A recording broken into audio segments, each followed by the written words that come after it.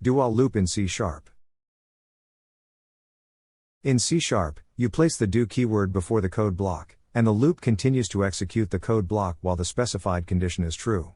If the condition is false initially, the code block will still execute at least once. Let's explain the lines. Integer I equals 0.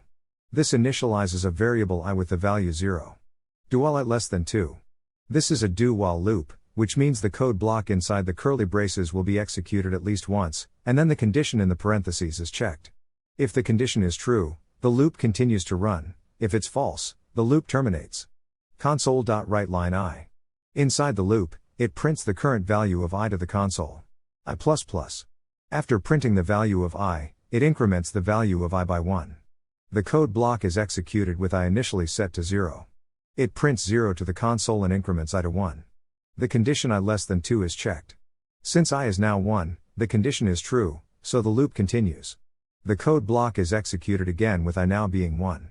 It prints I to the console and increments I to 2. The condition I less than 2 is checked again.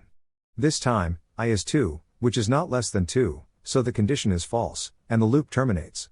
So, the output of this code prints 0 and 1 to the console, 1 on each line. Thanks for watching. If you like this video, make sure to subscribe for more.